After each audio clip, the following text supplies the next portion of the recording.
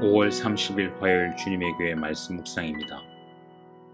로마서 2장 17절부터 29절까지 말씀. 유대인이라 불리는 내가 율법을 의지하며 하나님을 자랑하며 율법의 교훈을 받아 하나님의 뜻을 알고 지극히 선한 것을 분간하며 맹인의 길을 인도하는 자요 어둠에 있는 자의 빛이요 율법에 있는 지식과 진리의 모본을 가진 자로서 어리석은 자의 교사요 어린아이의 선생이라고 스스로 믿으니 그러면 다른 사람을 가르치는 내가 내 자신은 가르치지 아니하느냐? 도둑질하지 말라 선포하는 내가 도둑질하느냐? 간음하지 말라 말하는 내가 간음하느냐? 우상을 가증히 여기는 내가 신전 물건을 도둑질하느냐? 율법을 자랑하는 내가 율법을 범함으로 하나님을 욕되게 하느냐? 기록된 바와 같이 하나님의 이름이 너희 때문에 이방인 중에서 모독을 받는도다. 내가 율법을 행하면 할례가 유익하나 만일 율법을 범하면 내 할례는 무할례가 되느니라. 그런즉 무할례자가 율법의 규례를 지키면 그 무할례를 할례와 같이 여길 것이 아니냐. 또한 본래 무할례자가 율법을 온전히 지키면 율법 조문과 할례를 가지고 율법을 범하는 너를 정죄하지 아니하겠느냐. 무릇 표면적 유대인이 유대인이 아니요 표면적 육신의 할례가 할례가 아니니라. 오직 이면적 유대인이 유대인이며 할례는 마음에 할지니 영에 있고 율법의 조문에 있지 아니한 것이라. 그 칭찬이 사람에게서가 아니요 다만 하나님에게서니라. 샬롬, 우리가 믿음으로 승리하는 길은 말씀 앞에서 겸손히 반응하고 하나님의 도움을 구하며 간절히 기도하는 것인 줄 믿습니다. 각자의 자리에서 믿음으로 하루를 열어가시는 모든 성도님들에게 성령의 단비가 가득하시기를 간절히 기도드립니다. 저희는 계속해서 로마서를 묵상하고 있습니다. 사도 바울은 당시 땅끝이라고 생각한 서바나 스페인 선교 사역에 로마 교회가 함께 동참해 주길 부탁하기 위해 로마서 편지를 썼습니다. 그래서 자신이 전할 복음이 무엇인지 선명하게 말씀하며 바울의 정체성을 확고히 할 뿐 아니라 이 말씀을 듣는 우리로 복음의 진수가 무엇인지 깨닫게 합니다. 우리가 복음을 깊이 이해하기 위해서 반드시 기억해야 할 것이 있죠. 우리의 삶이 치열한 영적 전쟁이라는 사실입니다. 우리가 인식하든 인식하지 못하든 세상의 거친 물결이 우리를 덮고 있습니다. 실제 전쟁을 경험한다면 우리는 매일 군복을 입고 전투에 나서겠지만 눈에 보이지 않는 전쟁이기 때문에 말씀 앞에 서지 않으면 쉽게 무너질 수 있습니다. 특히 우리 안에서 일어나는 가장 큰 전쟁, 가장 뿌리 깊은 문제는 우리가 경험하는 죄와의 싸움입니다. 오늘 말씀은 이 죄에 대해서 말씀하고 있는데요. 바울은 이방인들이 짓고 있는 죄뿐 아니라 죄를 짓는 이방인들을 향해 손가락질하는 유대인들을 향해서도 자신을 돌아보게 합니다. 유대인들이 갖고 있는 죄는 무엇일까요? 20절에 보면 율법에 있는 지식과 진리의 모본을 가진 자로서 어리석은 자의 교사요 어린아이의 선생이라고 스스로 믿으니 라고 말씀합니다. 유대인에게 있어서 가장 큰 위험은 스스로 잘하고 있다고 믿는 생각입니다. 그들에게 하나님께서 허락하신 말씀, 율법이 있고 그 율법을 기준으로 무엇이 옳고 그른지 분별하며 살아가는 지혜가 있다고 말합니다. 어리석은 세상 속에 빛을 전하는 선생과 같은 역할을 한다고 생각하는 것이죠. 그런데 바울은 뭐라고 표현합니까? 스스로 믿으니, 스스로 착각한다는 것이죠. 유대인들은 613개의 계명을 지키도록 하고 그 계명을 기준 삼아서 세세한 부분까지도 적용하며 살기 때문에 누가 봐도 다른 모습입니다.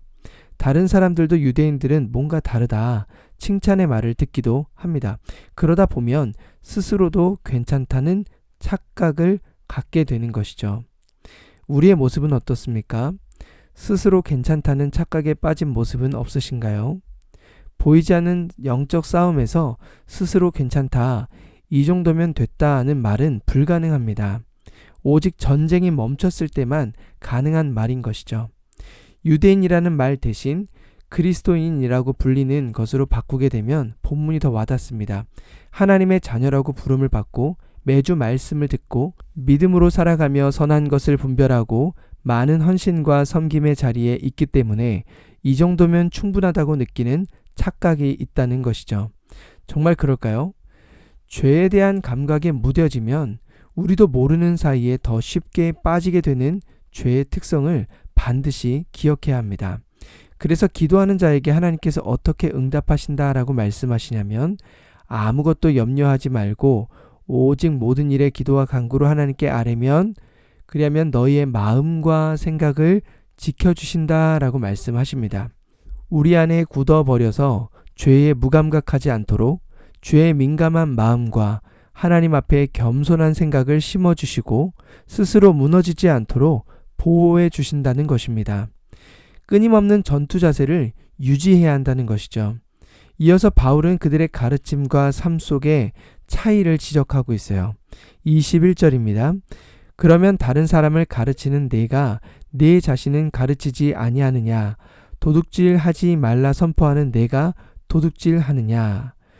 구체적으로 하나님을 사랑하고 율법을 지킨다고 말하는 너의 모습은 어떠한가? 굉장히 모순된 모습이라는 거예요. 결국 이런 태도는 하나님의 영광을 가리는 모습으로 나타나는 것이죠.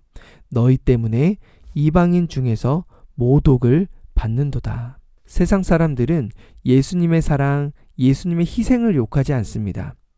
믿지 않는 사람들이 아닌 믿는 성도들의 삶을 보면서 교회의 여러 가지 모습들을 보면서 실망하게 되는 것이죠. 사랑을 말하면서 사랑하지 않는 모습, 용서를 말하면서 용서하지 않는 모습, 인내를 말하면서 더 쉽게 분을 내는 모습, 이러한 모습이 우리에게 많이 있다라는 것입니다.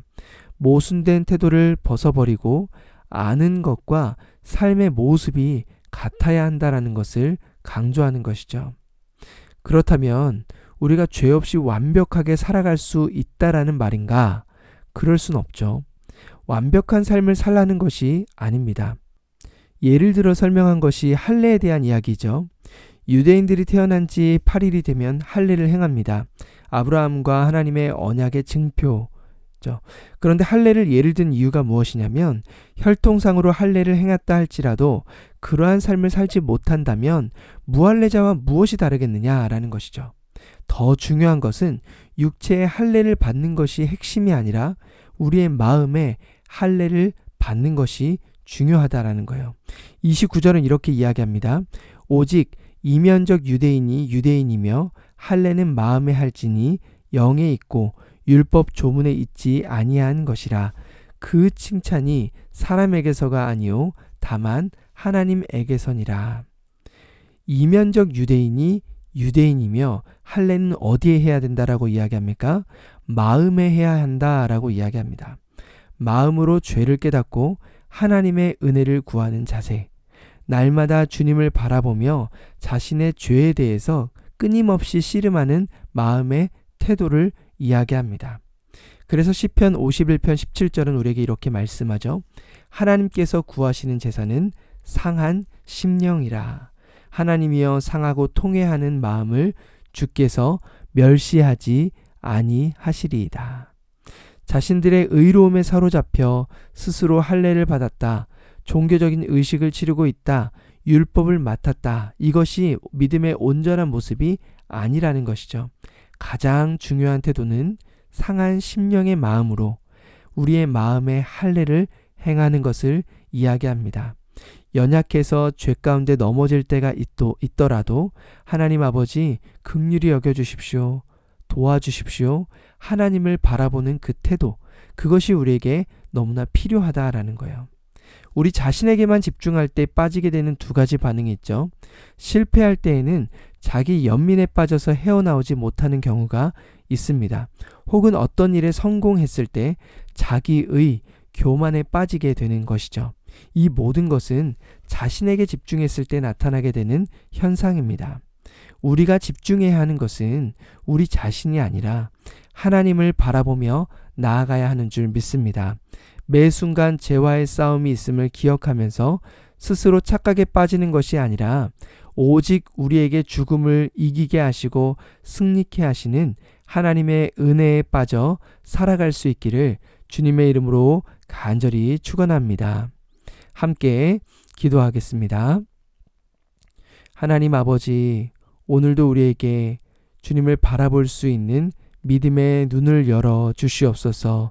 우리의 연약함에 사로잡혀서 자기 연민에 빠져서 헤어나오지 못하는 것이 아니라 때로는 우리 자신을 너무나 지나치게 높이 평가하여 교만과 자기 의에 빠지는 것이 아니라 우리가 때로는 실패하더라도 우리의 시선을 하나님께 바라보며 긍휼히 여기시는 하나님, 도와주시는 그 하나님을 바라보며 승리하며 나아가는 우리 모두가 되게 하여 주시옵소서. 상한 심령으로 주님의 은혜를 간절히 사모함으로 오늘 하루도 승리할 수 있도록 은혜 베풀어 주시옵소서. 감사드리며 예수 그리스도의 이름으로 기도드립니다. 아멘. 오늘도 말씀을 붙들고 교회를 위하여 함께 기도하겠습니다.